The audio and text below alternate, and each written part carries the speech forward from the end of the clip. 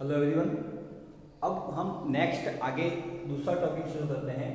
चक्रीय कीटोन में प्रकाश रासायनिक अभिक्रिया, photochemical reaction in cyclic ketone. चक्रीय कीटोन में प्रकाश रासायनिक अभिक्रिया के बारे में अध्ययन करेंगे। इसके पूर्व के लेक्चर में हमने अल्फा बीटा असंतप्त कीटोन में होने वाली प्रकाश रासायनिक अभिक्रिया पढ़ी थी। अब हम पढ़ेंगे साइक्लिक कीटोन में होने वाली प्रकाश रासायनिक अभिक्रिया। साइक्लिक कीटोन का मतलब होता है दिस, आपका साइक्लिक कीटोन ये है ना। This is the example of cyclic ketone. चक्रीय कीटोन की आपकी ये उदाहरण है, साइक्लोहेक्सेनॉन, साइक्लोपेंटेनॉन। अब यहाँ पे चक्रीय कीटोन में जो अभिक्रियाएं हैं वह सेम सरल जो कीटोन है या सरल जो कार्बन यौगिकों में जो प्रकाश रासायनिक अभिक्रिया आपने पढ़ी, ठीक उसी प्रकार से ही चक्रीय कीटोन में भी प्रकाश रासायनिक अभिक्रियाएं होती हैं। जैसे कि आपने नॉरिश प्रकार की अभिक्रिया पढ़ी थी, कीटोन या कार्बन यौगिक में होने वाली नॉरिश प्रकार की अभिक्रिया पढ़ी थी, जिसमें आपने अल्फा बंध का क्लीवेज करवाया था, अल्फा बॉन्ड का क्लीवेज करवाया था। तो ठीक उसी प्रकार से चक्रीय कीटोन में भी अल्फा बंध का क्लीवेज होकर प्रकाश रासायनिक अभिक्रियाएं संपन्न होती हैं। वही N2 पाई स्टार संक्रमण के माध्यम से अभिक्रिया होंगी, ट्रिपलेट अवस्था में आपकी अभिक्रियाएं होंगी, है ना। तो जैसा आपने सरल कीटोन, सिंपल कीटोन जो अचक्रीय कीटोन आपने पढ़े थे, जैसा कि आपने ये एग्जांपल ले लिया, एसीटोन का ले लिया, है ना। तो एसीटोन है या ब्यूटेनॉन है, उसमें जो आप नॉरिश प्रकार की अभिक्रियाएं पढ़ रहे थे, ठीक उसी प्रकार से यहाँ पे भी चक्रीय कीटोन में भी N2 पाई स्टार संक्रमण होगा, ट्रिपलेट अवस्था प्राप्त होगी और इनमें प्रकाश रासायनिक अभिक्रियाएं आपकी संपन्न होंगी। अब यहाँ पे N2 पाई स्टार संक्रमण के माध्यम से चक्रीय कीटोन में हमें द्विमूलक प्राप्त होता है, डाई रेडिकल एक इंटरमीडिएट प्राप्त होगा। और ये जो डाई रेडिकल है वह कौन सा डाई रेडिकल बनेगा, वह डिपेंड करेगा कि अल्फा बंध क्लीवेज के माध्यम से कौन सा डाई रेडिकल जो बन रहा है वो ज़्यादा स्थायी है, ज़्यादा स्थायी, ज़्यादा stable, more stable di radical यहाँ पे इंटरमीडिएट के रूप में बनेगा। अल्फा बंध का क्लीवेज होगा और अल्फा बंध के क्लीवेज के बाद वो डाई रेडिकल बनेगा जो ज़्यादा स्टेबल हो। अब यहाँ पे इसको अपने एग्जाम्पल के माध्यम से समझते हैं कि कौन सा डाई रेडिकल बनना ज़्यादा इजी है। जैसे कि मैं यहाँ पे एग्जाम्पल लिखूँ, साइक्लिक कीटोन, दिस इज आपका साइक्लिक कीटोन। अब मैं यहाँ पे H न्यू की उपस्थिति में रिएक्शन करवा रहा हूँ, तो यहाँ पे अल्फा बंध का क्लीवेज होगा, this is C double bond O, this is C। तो ये आपका अल्फा कार्बन और ये जो वाला बंध है उसको हम कहते हैं अल्फा बंध। क्या कहते हैं इसको? अल्फा बॉन्ड कहेंगे। तो इस बॉन्ड का यहाँ पे क्लीवेज होगा, ये भी आपका अल्फा बंध है। तो इन दोनों में से किसी भी बॉन्ड का विदलन, क्लीवेज, विदलन का मतलब होता है टूटना, तो किसी भी बंध का हम तोड़ सकते हैं क्योंकि यहाँ पे बनने वाले डाई रेडिकल दोनों सेम होंगे। अब यहाँ पे तो इसको तोड़ो या इसको तोड़ो एक ही बात है, लेकिन अगर संभावनाएं अलग अलग डाई रेडिकल बनने की है तो हमें वह अल्फा बंध तोड़ना है जिसके माध्यम से हमें स्टेबल, ज़्यादा स्थायी डाई रेडिकल हमें प्राप्त हो। तो अल्फा बंध C डबल बॉन्ड O के बाद वाला जो बंध है उसे हम अल्फा बंध कहेंगे और उसी अल्फा बंध का हमें यहाँ पे क्लीवेज करना है। तो यहाँ पे क्लीवेज उस बंध का करना है जिससे हमें ज़्यादा स्टेबल डाई रेडिकल प्राप्त हो। इसको हम एग्जांपल से समझते हैं। This C double bond O, यहाँ पे मैंने दो सब्स्टिट्यूएंट लगा दिए, दो अल्काइल ग्रुप लगा दिए, ठीक है।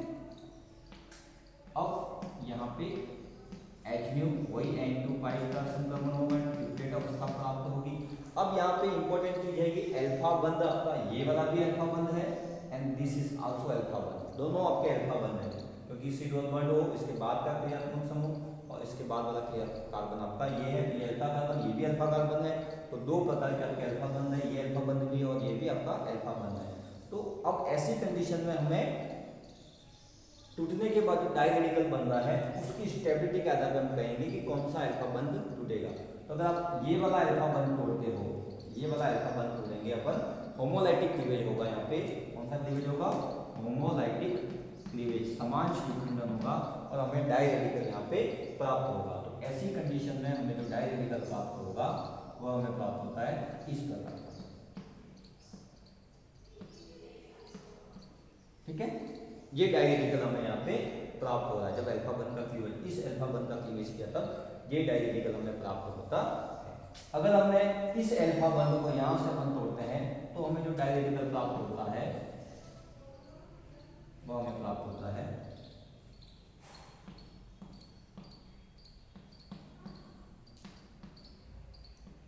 ये वाला डायरेडिकल हमें प्राप्त होता है।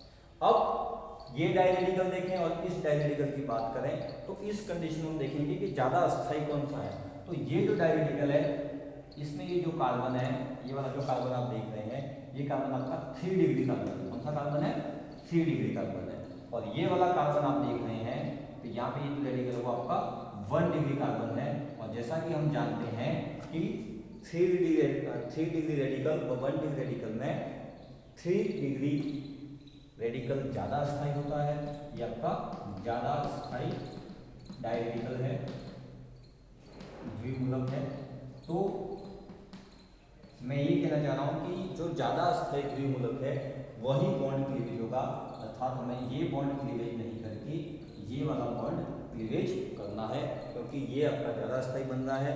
तो यहाँ पे जो डायरेडिकल प्राप्त होगा वो हमें ये ऊपर वाला जो है वो अपने को 3 डिग्री रेडिकल है वो हमें प्राप्त होगा। और ये वाला अल्फा बंध तोड़ के हमें ये ज्यादा अस्थायी द्विमूलक हमें प्राप्त होगा।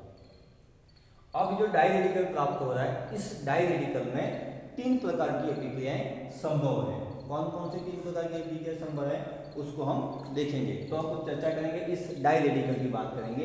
तो ये जो डायरेडिकल है उसमें 3 प्रकार की अभिक्रियाएं संभव है प्रकाश की उपस्थिति में। तो मैं यहाँ पे सबसे पहली वाली संभावना की हम चर्चा करें, जैसे कि हमने ले लिया एग्जाम्पल, ये ले लिया H न्यू, वही N2 का संक्रमण होगा, अल्फा क्लीवेज, अल्फा बंध का क्लीवेज होगा। यहाँ पे कौन सा क्लीवेज होगा? होमोलाइटिक क्लीवेज होगा। और हमें क्या प्राप्त होगा? द्विमूलक प्राप्त होगा। अभी हमने पढ़ा ज्यादा अस्थायी ये वाला प्राप्त होगा। तो इस अल्फा बंध को हम तोड़ेंगे तो हमें द्विमूलक मिलेगा,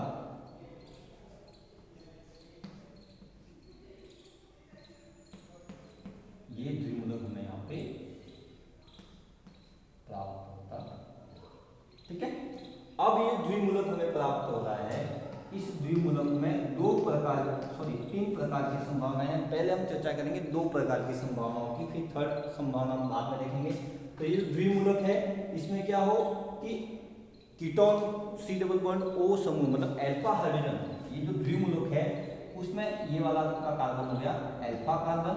तो इसका ये जो हाइड्रोजन है, इस हाइड्रोजन का स्थानांतरण, किसका? इस अल्फा हाइड्रोजन का जो द्विमूलक प्राप्त हो रहा है उसमें C डबल बॉन्ड O क्रियात्मक समूह के बाद वाला कार्बन ये रहा, इस कार्बन के साथ जुड़ा हुआ हाइड्रोजन को अपन कहेंगे अल्फा हाइड्रोजन। तो पहली कंडीशन में क्या होगा कि अल्फा हाइड्रोजन परमाणु का स्थानांतरण, क्या हो? अल्फा हाइड्रोजन परमाणु का स्थानांतरण। तो अल्फा हाइड्रोजन परमाणु का स्थानांतरण होगा तो हमें जो प्रोडक्ट प्राप्त होगा वो कौन सा प्रोडक्ट प्राप्त होगा? कीटिन। क्या प्राप्त होगा? कीटिन उत्पाद यहाँ पे हमें प्राप्त होगा। तो इस अल्फा हाइड्रोजन का स्थानांतरण होमोलाइटिक क्लीवेज के माध्यम से इस कार्बन पर हो जाए। किस कार्बन पे? इस वाले कार्बन पे। तो यहाँ पे H डॉट के रूप में निकलेगा और ये जो H डॉट है इस कार्बन डॉट के साथ रिएक्शन कर लेगा। तो यहाँ पे मैं इसको इस प्रकार से यहाँ पे डैश के माध्यम से बता रहा हूँ कि ये जो हाइड्रोजन है वह किसके साथ जुड़ गया?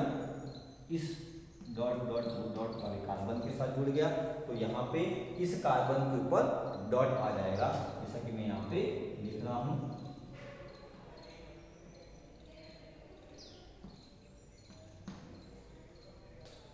कीटिन उत्पाद के रूप में प्राप्त होगा।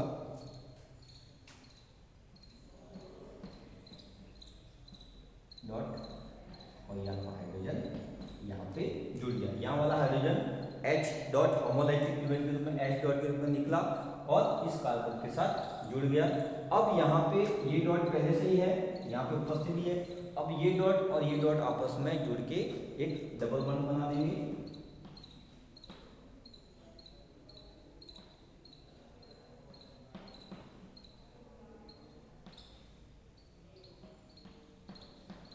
ये हमें प्राप्त होता है यहाँ पे कीटिन।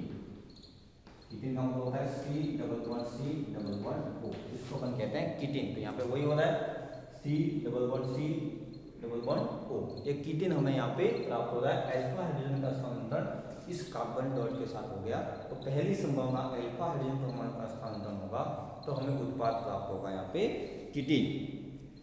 ठीक है, कीटीन यहाँ पे उत्पाद के रूप में हमें प्राप्त होता है। अब सेकंड संभावना क्या है कि ये जो द्विमूलक है, इस द्विमूलक का ये वाला हाइड्रोजन, कि जो द्विमूलक है उसका ये वाला हाइड्रोजन है, वह H डॉट के रूप में निकलकर इस कार्बोनिल कार्बन के डॉट के साथ जुड़ जाए, इस डॉट के साथ जुड़ जाए, तो दूसरी संभावना क्या है, असंतृप्त एल्डिहाइड बनेगा। ये H डॉट यहाँ से निकल के इसके साथ जुड़ जाए, तो संभावना ये वाली बनती है।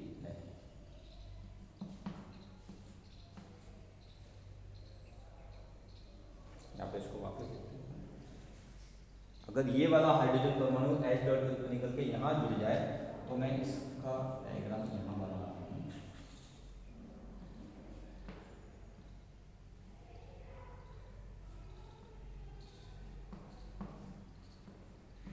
ये हो गया आपका एल्डिहाइड और ये डॉट, अब यहाँ पे ये डॉट H डॉट के रूप में निकल गया, इसके साथ जुड़ गया, ये बन गया आपका एल्डिहाइड, और ये डॉट आपस में वापिस जुड़ के जीवन का निर्माण कर देते हैं।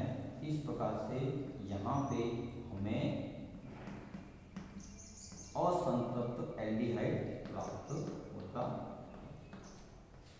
इसको कहेंगे असंतृप्त एल्डिहाइड। ठीक है, तो यहाँ पे फर्स्ट संभावना अल्फा हाइड्रोजन का स्थानांतरण इस कार्बन पे हो जाए, तो हमें प्राप्त हो रहा है कीटीन। दूसरी संभावना क्या है कि ये वाला हाइड्रोजन ट्रांसफर होकर इस कार्बन के डॉट के साथ चला जाए, तो हमें प्राप्त होगा असंतृप्त एल्डिहाइड। तो दो संभावनाएं हमने बताई कि पहली संभावना से तो कीटीन बनेगा और दूसरी संभावना से अपना बनेगा असंतृप्त एल्डिहाइड। अब यहाँ पे तीसरी संभावना एक और है कि ये जो द्विमूलक जो प्राप्त हो रहा है, वह द्विमूलक क्या करे कि विकार्बोनिलीकरण करे।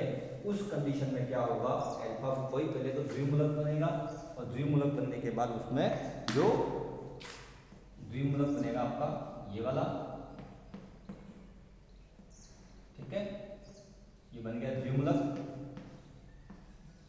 होमोलाइटिक क्लीवेज हुआ, N2 का इसका संक्रमण हुआ, HNO की उपस्थिति में द्विमूलक बना। अब ये द्विमूलक का क्या हो जाए, विकार्बोनिलीकरण का मतलब क्या है, जो CO समूह है वो आपका बाहर निकल जाए, कार्बन मोनोऑक्साइड के रूप में आपका ये बाहर निकल जाए, CO के रूप में आपका ये बाहर निकल जाए, विकार्बोनिलीकरण करेंगे, तो हमें एक दूसरा द्विमूलक प्राप्त होगा, ये वाला, ये समूह आपका यहाँ से बाहर निकल जाए, मतलब एक कार्बन कम हो गया, तो ये द्विमूलक हमें यहाँ से प्राप्त होगा, और ये जो द्विमूलक में जो कार्बन डॉट है वो आपस में जुड़कर नेक्स्ट प्रोडक्ट आपका बना देंगे, साइक्लोपेंटेन बना देंगे, 5 मेंबर रिंग आपकी बन जाएगी।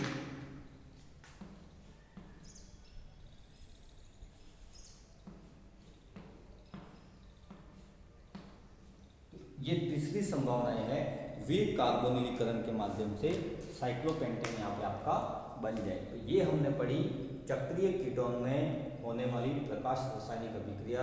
तो सबसे पहले N2 का संक्रमण हुआ, HNO की उपस्थिति में द्विमूलक बनेगा, और द्विमूलक कौन सा बनेगा और डिपेंड करेगा कि अल्फा बंध टूटने के बाद कौन सा द्विमूलक ज़्यादा स्थायी बनेगा, वह द्विमूलक बनेगा। अब द्विमूलक में यहाँ पे आपके 3 प्रकार की अभिक्रिया संभव है। अगर अल्फा हाइड्रोजन का स्थानांतरण होगा तो कीटीन बनेगा। दूसरी संभावना है असंतृप्त हाइड्रोजन का स्थानांतरण से असंतृप्त एल्डिहाइड, हाइड्रोजन का स्थानांतरण मतलब अल्फा हाइड्रोजन के अलावा दूसरा हाइड्रोजन का स्थानांतरण होगा तो असंतृप्त एल्डिहाइड बनेगा। और तीसरी संभावना है विकार्बोनिलीकरण, और विकार्बोनिलीकरण के माध्यम से हमें CO समूह यहाँ पे कार्बन मोनोऑक्साइड के रूप में बाहर निकल जाएगा, और हमें साइक्लोपेंटेन उत्पाद के रूप में यहाँ पे प्राप्त हो रहा है। पर्टिकुलर साइक्लोहेक्सेनॉन एग्जाम्पल को लेते हुए हमने इस चक्रीय कीटोन में होने वाली प्रकाश रासायनिक अभिक्रिया को समझा है। और इस वीडियो लेक्चर की PDF लिंक है वो मैंने डिस्क्रिप्शन में लिंक सेंड की है, आप उसे वहाँ से इसको पढ़ सकते हैं। Thank you.